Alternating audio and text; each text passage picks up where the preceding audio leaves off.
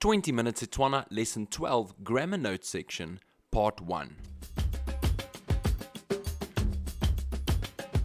Welcome to lesson number 12 of 20 Minute Setswana, where once again we are joined by Johan Zervik o Amogele Segile. How is Yame, Johan? Kisiame, a re tswelle pele. Resimole. So today we're talking about the use of kai. Now this is this question word that means where. Yeah, the question verb. So it's used mostly in sentences in the place where an adverb comes in. Okay. So you are asking a question and the answer usually is an adverb because it explains where or how much or for instance how many times. Okay. Do we use kai with all of these? There is different combinations with kai. Okay. Now, the first example that I have is Mpho and I were talking about banka ekai. Okay, so where Banka is the ekai. Okay. Banka falls in the ne-D class. Okay. So banka e and kai is where. Okay.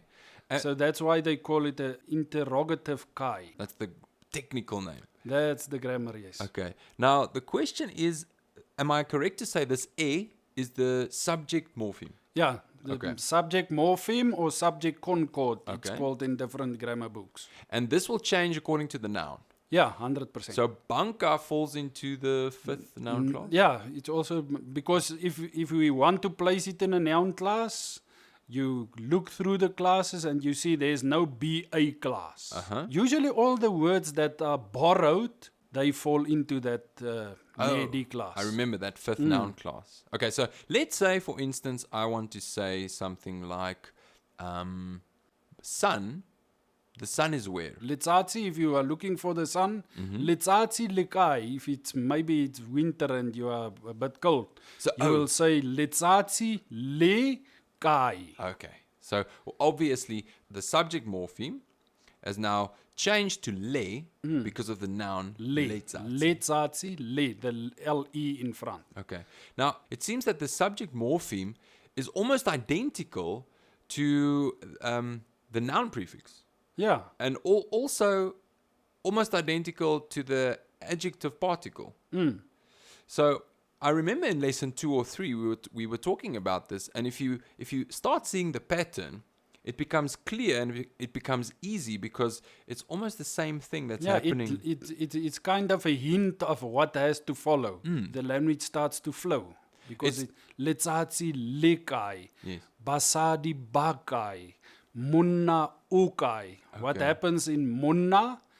When we did that, we said when you form that subject concord, if there's a M or a N, it gets dropped. Oh, I So remember. that's why it's munna ukai. And not mokai. Yeah, it's not mukai. I remember. Okay, so I'll take a guess. Setlare is the word for tree. Yeah, If I want to ask where's the tree, would it be setlare sekai? 100%. Okay, so let's talk about kai just a little bit more, because what you said is you can use kai in regards to asking where is or how much. You can combine kai with the bo. How much is it? Okay. Ki bo kai. So when you add a bo to kai, it immediately means how much. How much? Yes. That's interesting. Okay. And you added a cha. What does cha kai mean? Cha kai is how many times. Cha kai. Oh, in itself, it just means how many times? Yeah. Cha Cha kai. kai. That's So interesting. if I say o tsamaya sekolo cha kai. How many times do you go to school? Okay. Yeah. And does this guy become... Can we put this guy on either part of the sentence? Can we start the sentence with kai or finish it with kai? Or It's what is most of the time it's used as the adverbs in Setswana at the end of the sentences. Okay. Just the one when it comes to time. If you say, for instance, gompieno ke ya kwa sekolong. Today I go to school. Oh, I understand. But you usually would say ke ya kwa sekolong gompieno. Okay. And this question word words follows that same pattern. Yeah, the question words usually their position is at the end of the sentences. Okay. In the alright. adverb position. Okay, so I wouldn't really say ekai banka.